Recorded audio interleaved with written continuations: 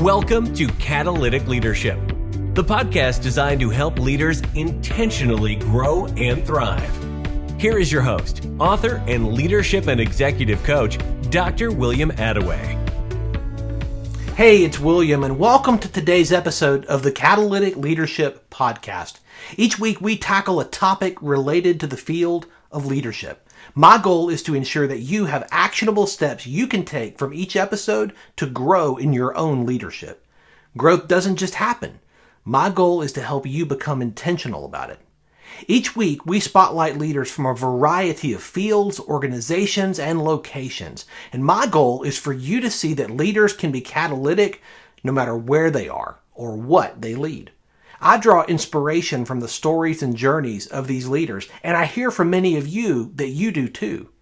Let's jump into today's interview. I'm so excited today to have Annelise Worn on the podcast. Annelise empowers digital business owners to create true freedom in their lives by building systems into their business.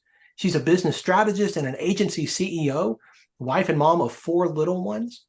After being denied a family-friendly work schedule in 2016, Annelise built a highly successful agency from her in-laws' kitchen table, but had no idea how to run a business and created a virtual prison for herself.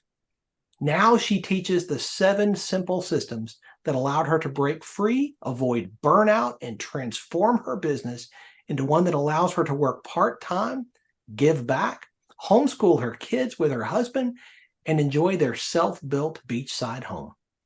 Annelise also shares her insight as host of the Mom Style Business Podcast and the Impact Business Show. Annelise, I'm so excited you're here. Thanks for being on the show. Thank you so much for having me, William. I would love for you to share some of your story with our listeners, particularly around your journey and your development as a leader. How did you get started? I didn't, I think is the short answer. In my development as a leader, I think I realized really late that actually that was really important. I think a lot of us do. If we start our businesses, we're just like, I know how to do this thing and I can do it better and I don't have to go through the middleman and I'm just going to start this thing and let's do it. And at least that was what I did. And a lot of the people that I speak to are similar. And then as you grow, you realize, depending on the role that you're going to take, but for me, I didn't want to do the doing for everyone. I wanted to hire people to do the doing. And I think my days were full of meetings for months, with my team and with people. And then I was like, but I'm not doing any work. I'm not doing any work. I'm just I'm always in meetings and I'm never actually working. And then I was like, oh, people are my job now. So true. But it hit me really late. And so it was only then, honestly, in probably the last, 2 years, 3 years that, I want to say 2 years that I've been actively focused on my role as a leader. But yeah, I was a little slow to the party. I think that you've just illustrated what I see so often, and that is that leaders, high performance leaders, they think, man, leaders get things done. We get things done. And that's just not true. Leaders get things done through other people.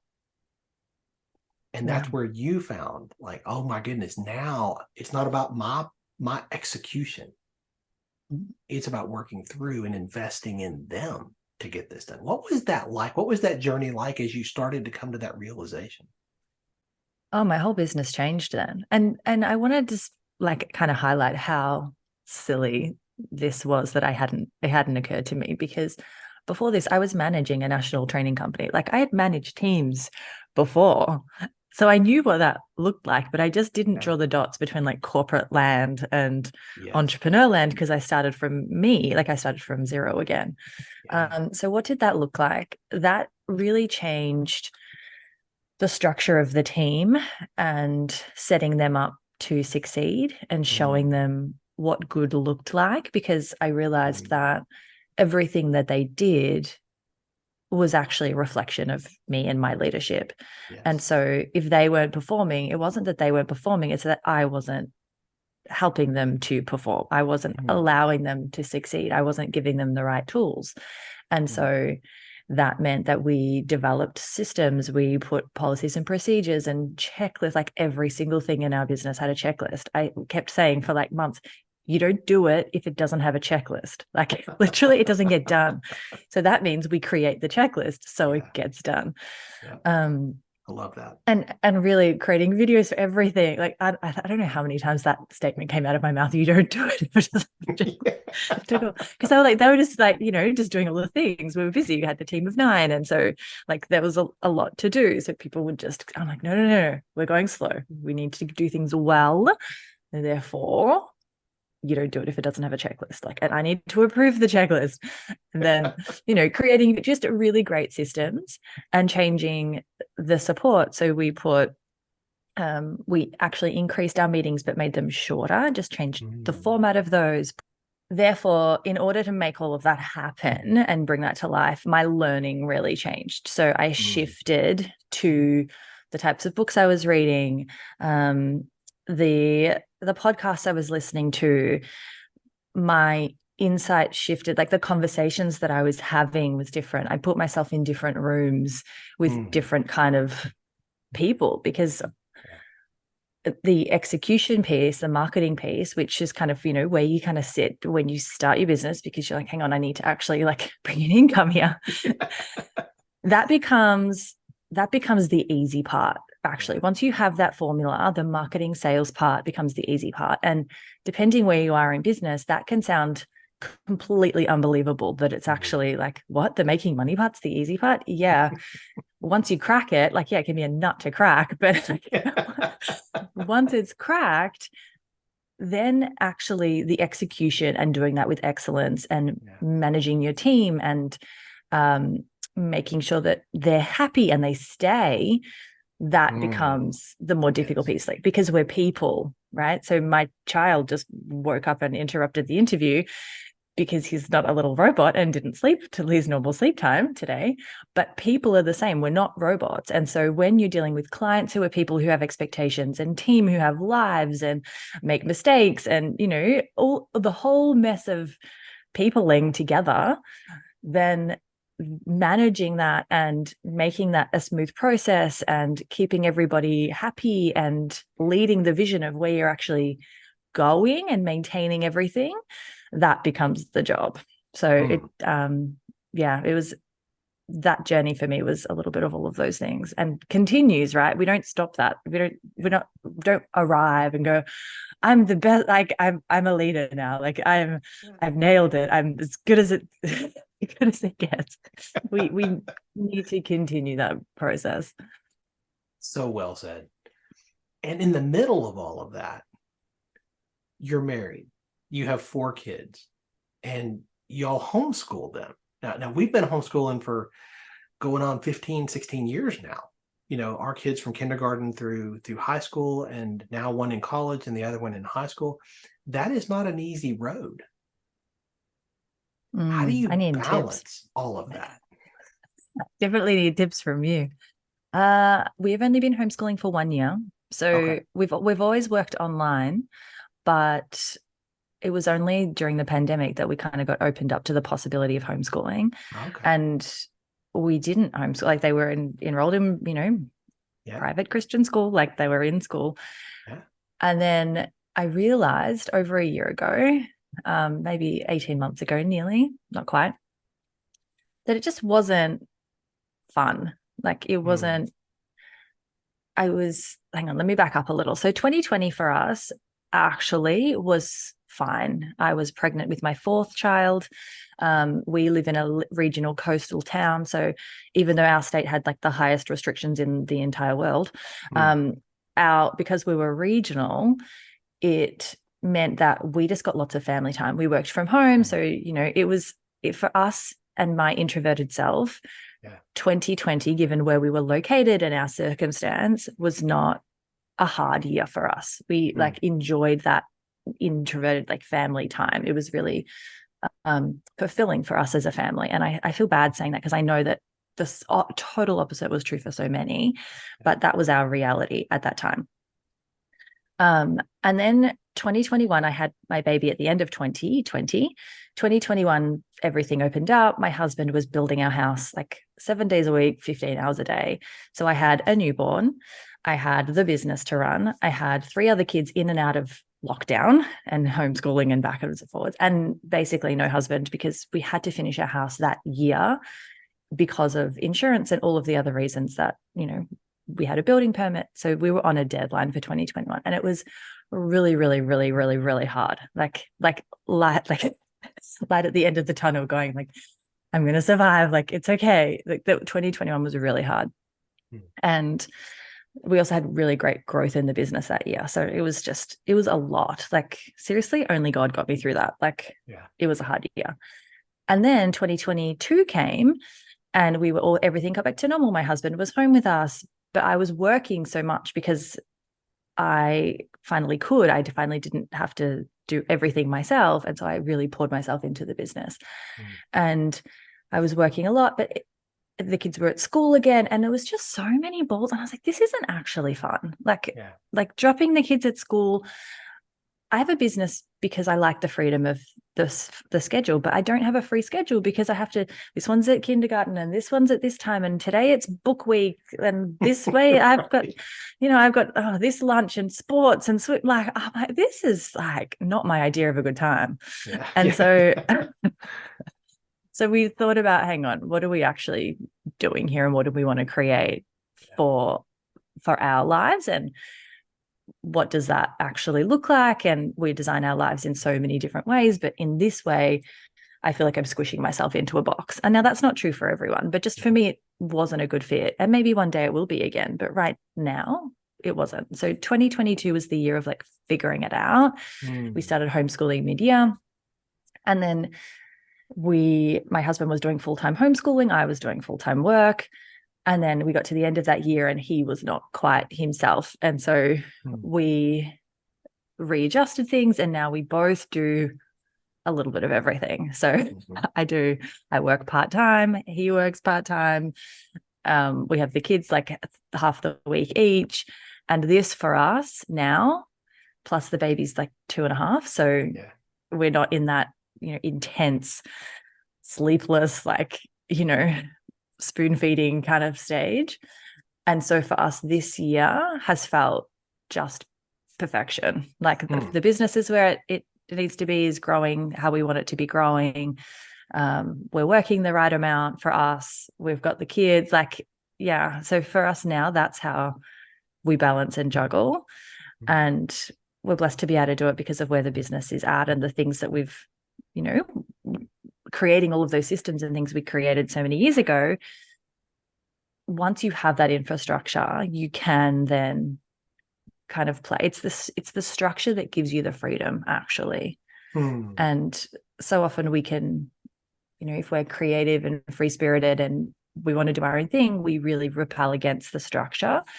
But it's that allows you to then go, hang on, like, what do I want it to look like? And knowing all of those things are done, you can really relax and enjoy life. At least that's where we're finding ourselves now. Yeah. I love that, Annelise. I think that is so fantastic. I appreciate your transparency there. I think that what you are saying is something that a whole lot of people are listening to and saying, is that really possible?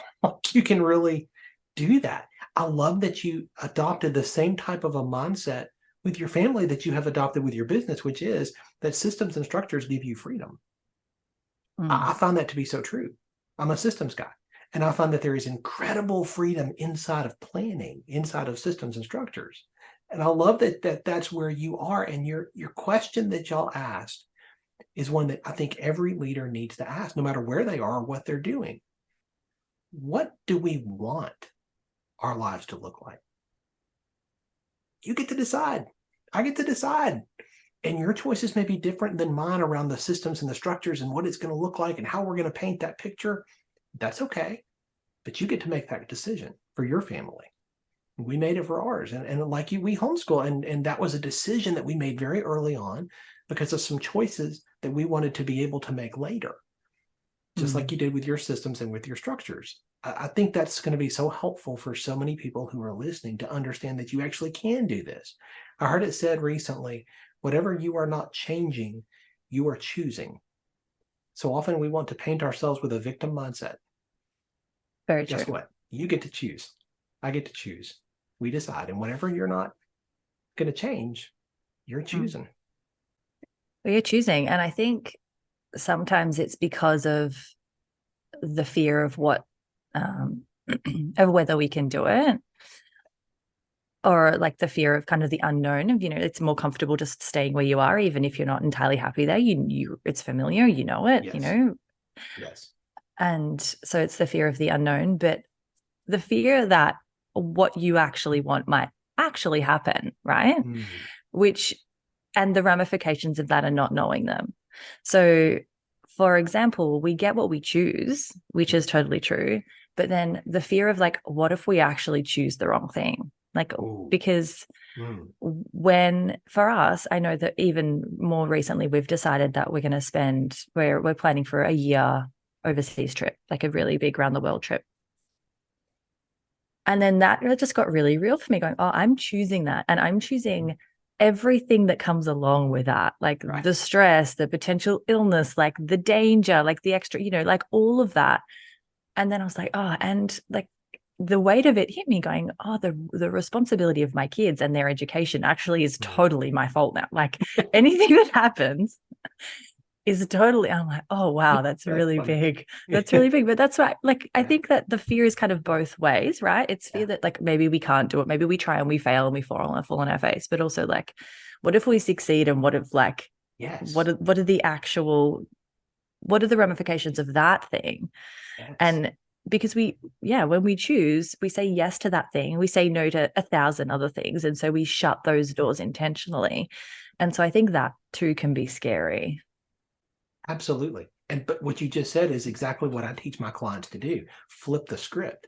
Instead of what if we get sick? What if we're in danger? What if this succeeds beyond our wildest dreams? What would that look like? Paint that picture for me. Show me what that looks like. And that's when you begin to feel, oh yeah, what if? We don't often give ourselves freedom to do that. Fear locks us in these chains. And I think there's a better way. Yeah, totally. And I was speaking with my daughter yesterday about going to India. And I was like, to be honest, that's really scary for me. And like, then just unpacking all of that, going, why is that so scary? And going like, it doesn't, just because I'm terrified of the thought of taking 4 young children to a country I've never been in that seems so different, just so different to like, white, middle class, rural, like regional Australia, like totally the opposite, completely the opposite. Like, okay, there's a lot to unpack there in terms of, but just because I'm scared doesn't mean we're not actually going to do it anyway, because I don't think the fear, it doesn't matter what we're doing, whether we're traveling to India with your family or you're starting a business or growing a business or hiring a team member or, starting that new product or reaching out to someone for a collaboration partner, or like whatever the scary thing is, the fear, just because the fear's there doesn't mean it's wrong and doesn't mean you don't do it anyway. And that's like, good. Like the personal development and professional development that we do as leaders should all be strengthening that muscle, that muscle where, we feel the fear, we step anyway. Like, it's okay. We're going to, if we know that this is the right next step, just because it's not the easy next step, doesn't mean we don't do it. Like, we do it. Maybe we gather support. We, look at it logically and emotionally, do all the things you're going to do your due diligence, but step into, if it's on the right path, if it leads you to where you want to be, that what you've said that you want, if it's on the path, then you got to go through it. Like, you just, do it. I heard it said once that courage is not the absence of fear.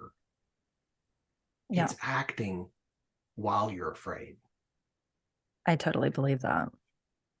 No, I think that like that's something business owners really struggle with, because fear can cause them to just remain stuck with an idea that never gets pushed into reality, stuck with a product that never sees the light of day, stuck with Well, I can't expand my team because what if I can't? What if? And they never move. Yeah. Well, I guess that's then what's so helpful about the work that you do, right? If you're flipping that script, then the excitement, do you find that? Do you find that once the excitement is bigger than the fear, that like, what do you find that helps to move people through the fear? Exactly what you said. When you flip the script and they begin to paint the picture of what could be, the reality of what they inside want and hope for, but are almost afraid to enunciate, when they begin to talk about it and it sees the light of day, their entire body language shifts. Their facial expression changes. And all of a sudden, you can see the passion and the excitement begin to break free. And I say, hey, you know what's going on right now? You know what I'm seeing right now? I'm seeing potential realized. And it's like it wakes them up. How exciting. It is exciting. I love it's one of the joys of what I get to do, is to see leaders step into something even though they're afraid. Fear can rob us of so much. And I love that you're talking about, hey, we're going to do this even if I am afraid. We're going to do it anyway. That's so healthy. It doesn't make it comfortable, does it? Oh, no. It doesn't matter what we're doing. No, like, no. at all. And no, but growth like we and said, comfort. Growth and comfort don't coexist ever. We need that on the wall, or like stitched onto a pillow or something. If I could put it on the inside of my eyelids, I would, because I have to remind myself of it about as frequently as I blink. Yeah. Well, I guess when you're comfortable. Yeah, it's true. But I think, yes, we're leaders, and yes, we've got the vision, and we're going with that means we go first. Yes. And so that, I think we sign up for that. If you're going to be a leader, that's what you're signing up for, actually, is like, you're going first. You're going through the jungle with the big machete. Like, you don't know what you're going to come up against, and you're choosing that role. And so I kind of, it's just going to come with it. It is. It is. And sometimes when you're doing that, when you are going first and you keep going first and you keep pressing, sometimes people begin to experience burnout. And they begin to feel like they're just burning the candle at both ends and they've just got nothing left. Have you ever encountered that? Oh, totally. And with that came a total restructure of my business, right? That it meant that actually I had to, like you were saying, asking the question, what do we actually want? Because I realized what I actually wanted wasn't this, empire of an agency with, hundreds of clients and, massive team. And so I downsized. I downsized, I restructured. I spoke about this actually in an episode of the podcast recently, but then what that meant was that my profit doubled and my work hours halved. And so when you think about, when you say it like that, you're like, well, of course you should do that. But when you're in growth mode, you're not necessarily looking at profit. You're going, all the profit goes back into the business because I know what I'm building. Right. And then I realized, hang on, like, this is not actually fulfilling me. What I thought I wanted isn't what I want. And that's not wrong, right? We get to try and we get to experiment as business leaders. That's like, we're going to try things that aren't going to work out, or they're going to work out. And we realize, actually, the reward of that is that I learned what I don't want. And that's fine too, right? Yes, Unless you stay there, it's fine. Yes. And so, I did. I totally got to that point where I forgot to pick my daughter up from kinder. I picked up my kids from school. So for us, kindergarten is like preschool. Yeah. I forgot her. I drove home and I was like, and then I got a call like, oh, you're half an hour late to pick up. I was like, oh, this is not good. Emergency brake. And I laugh now, right? But that was honestly, like, she wasn't in danger, but it was like my rock bottom moment as a mother. Wow. Going like, that is not good. Like, just how did I get here? I said that I started my business for my kids. How the heck did I get here? Yeah. And so yeah, so that fully was just started this evolution of trying things differently and restructuring the business, and led to where we are now, which is, but it comes from hard choices, because you can't just, at least for me, as the owner, the only sole income earner, I couldn't just stop doing what I was doing and just start this new way of being. Like, we still have, mortgage and food to like buy and all of the things. And so again, being a leader and going, hang on, how can we actually do this? How do we transition clients out? How do we shift down gears on this thing and shift up gears on the thing that's going to be more scalable, that's going to give me the joy and the freedom that I say that I want, but that I'm not actually walking towards. So, yeah, I've been there. And I think it's not, so many of us do, right? We say yes to everything and we charge too little and we take on the world. And then we're like, oh, hang on, I can't be Superman for so many years. Superwoman. So true. We do not have capes hanging in our closets. Correct.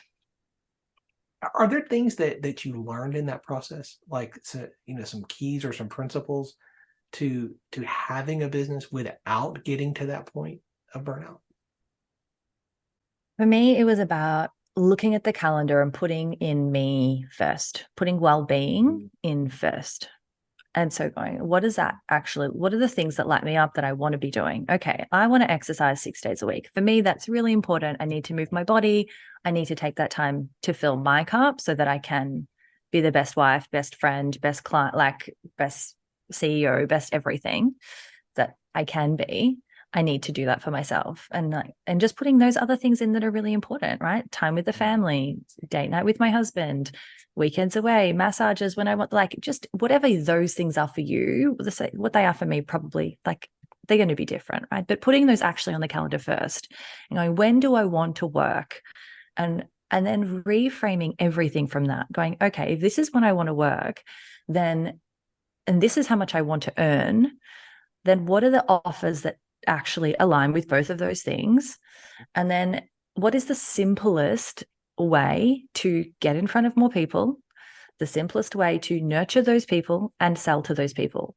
Because that was then the answer of, like, how do we build this thing? What are the systems we need? Because this is the time I have to work with, and that's non-negotiable. I'm drawing big fat, boundaries around those things, and no one's going to uphold those boundaries except for me. I can't expect other people to uphold my boundaries, because they're not going to. And so again, like, be strong in leadership and say no. Like, you have to say no, which for us who are service providers is really uncomfortable, because we people pleasers and we want to serve.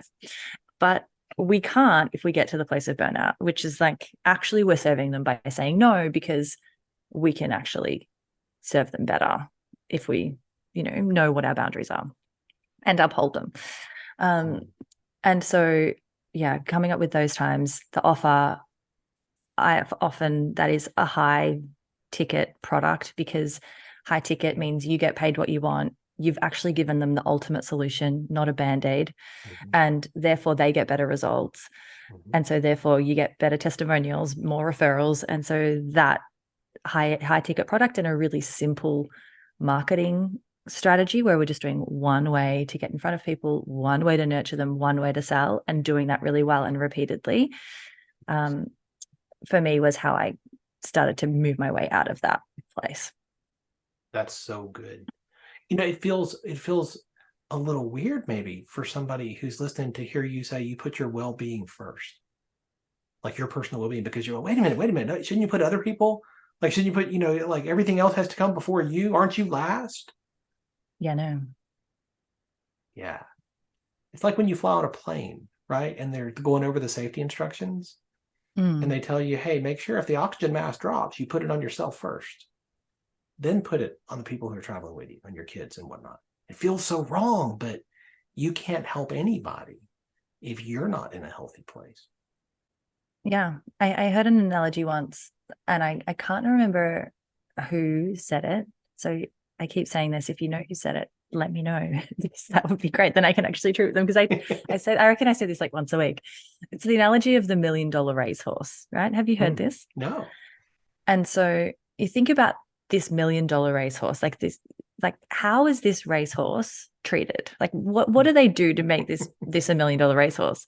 Well, they do not like make it work all night and train every day, all day, every day, and just make it survive on coffee and wine and chocolate. And like, no, this racehorse is specific, like works hard when it works hard, rests appropriately, has the correct nutrition, has all like, do you know what I mean? It's looked after. Yeah. Why? Because it's expected to perform. So how on earth can we expect ourselves to perform if we're treating ourselves like crap? Do you know what I mean? Like working 18 hours a day and just more coffee, that'll do it. Like, no, I don't need, just actually no. Like it doesn't correlate. So I heard that and that like really hit home so hard for me, going, oh, of course. Okay, great. Got it. Like noted. That's really good. I've never heard that before. That's really good. Man, there's so many implications of that. I know. And we're all tempted, right? We have even now with my, what I say is pretty good boundaries, still I'll get excited about a project. Like, I'm just going to work on this tonight, or I'm just going to, like, no, Chloe, no, okay, stop. No, you're not. No. So you've got to be your own, you've got to parent yourself a little bit. Be your own. That's good. That's like, so you're going to bed. yeah, that's right. Annelise, what do you think is the number one job you have as the CEO? This is such a hard question. Goodness. One, well, if we're leaders, our job is to go first, right? Our job is to go first. And so that means that we are looking after ourselves. Like we have to lead with that. How do we get performance from ourselves? Well, it's the same way that our team are going to get performance from themselves. So we have to go first. We have to show, we have to lead, we have to be the example. And so I think that means that we have vision. We know where we're going, and we're setting the pace in all areas. And I think that that's really holistic in terms of, these are the business practices, this is the standard that we serve, this is what's expected, this is how we do things, but also, this is how we treat people, this is how we treat ourselves, this is, I think that's our job. Is to go first, to be the example. How do you stay on top of your game? I mean, you're constantly having to level up, right? As you find new levels in your business, with your home, with your family. Like, how do you stay on top of that? How do you constantly continue growing and learning? I have a system. I love it. Yeah, honestly, I live and die by the calendar.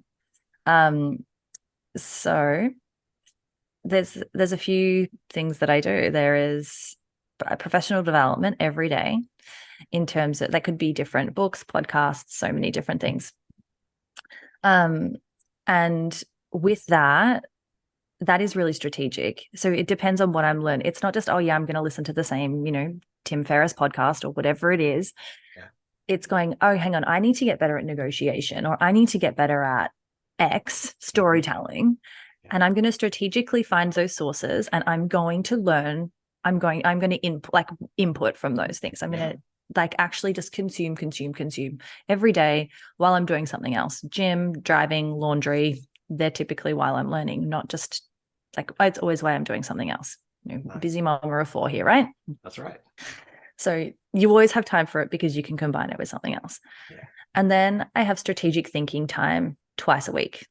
So literally half an hour twice a week where I sit down and for 5 minutes, just write whatever kind of comes to mind, get it all out. And then I pose a question to myself, which there's it could be a range of questions. All right, what's the one thing I need to do to save more time? What's the one person I could hire to make this easier? What would a consultant say about this area of my business? Just you ask a question that's actually, that you've been thinking about during the week. And then you literally just sit and think and journal on that question for say 20 minutes. Mm. And once you're done, then you summarize and you go, okay, based on this, what are the 3 action things that are going on my calendar next week or this week? And so that's the process. I learned this from John Mitchell from Think It Be It, who's a mentor of mine. He has a great podcast as well. And this process plus a reading my ideal life to myself, this life GPS document to myself every morning. It's like a 12-minute a day thing.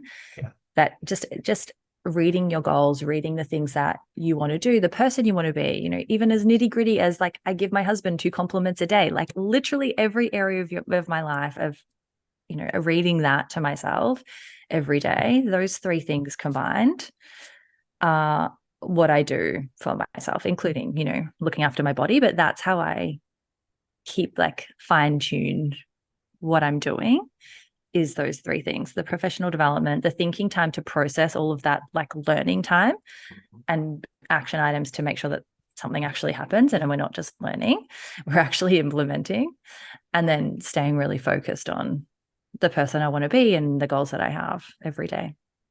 That sounds so incredibly intentional. Super intentional. Told you, structure creates freedom. Yes. we should put that on a pillow. Yeah. That's brilliant. Let's do it. Out of all the books that you've read, is there a book that you would recommend that listeners pick up? One that's really made a difference in your journey? Oh. The first book, like in business book that I read, was Think Big. Mm-hmm. And I can't remember who it's by. It's over there. I can't see the spine. You'll find it. You'll find it, I promise. And I think that just opened my eyes to like, wow, we really think too small. We really keep ourselves. We underestimate what we can do based on what we see around us and what we've experienced, which is natural because we kind of can't do what we haven't experienced or seen, or, you know. So yeah, that book for me, I think, is a really good start if you're in the place of like, you know, of fear, or unsure or feeling stuck and not sure what you want. So I think that's a good starting point. We should be asking you that question. Look at all of those books. I have a little bit of a book problem.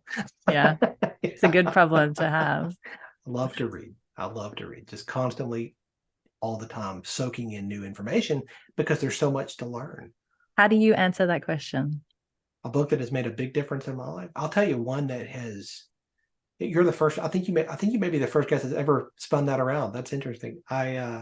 One that I recommend so often these days is actually a newer book, but it made such an impact on me when I read it. I now recommend it a lot with clients. And it's a book called Soundtracks.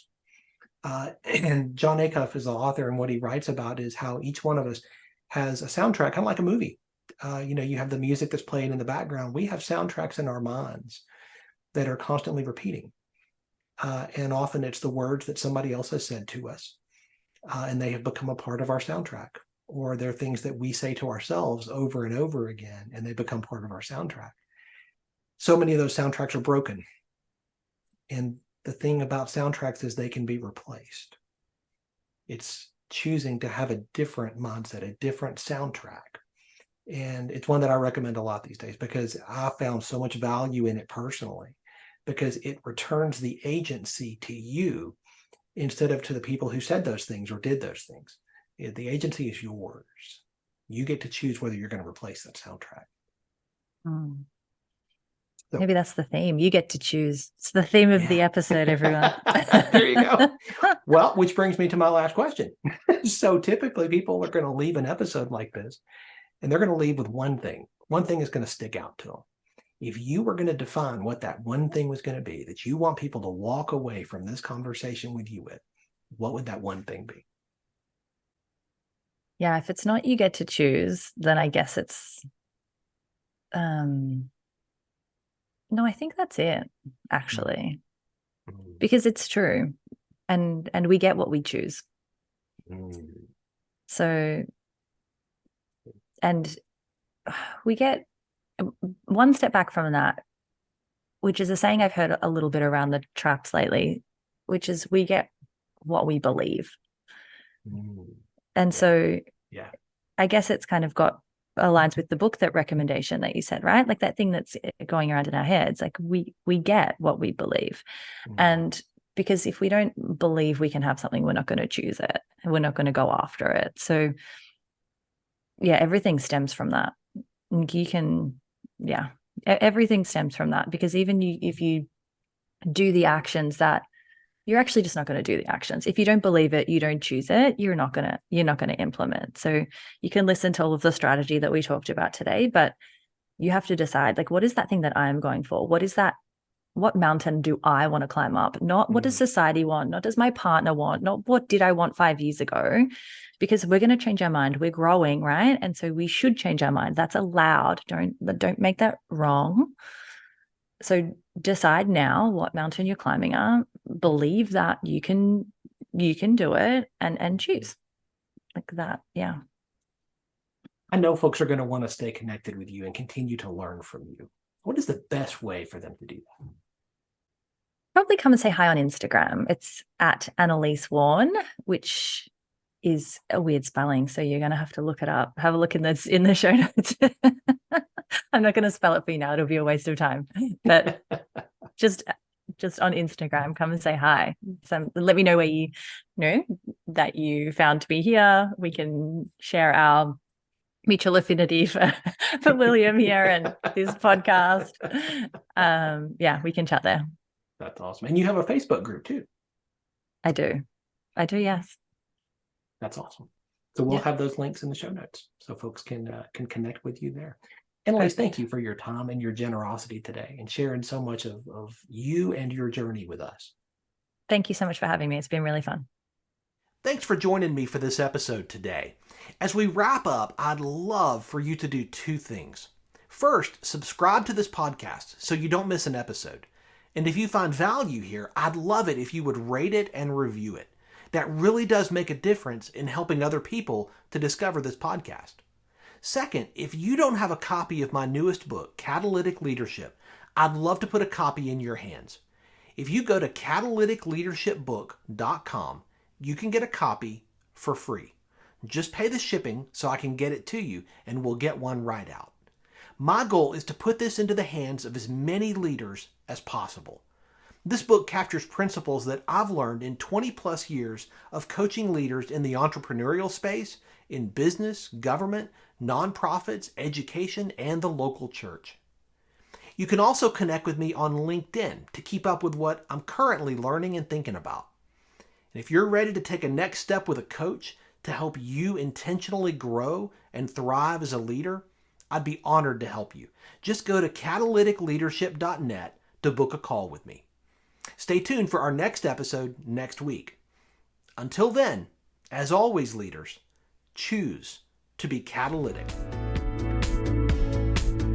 Thanks for listening to Catalytic Leadership with Dr. William Attaway. Be sure to subscribe wherever you listen to podcasts so you don't miss the next episode. Want more? Go to catalyticleadership.net.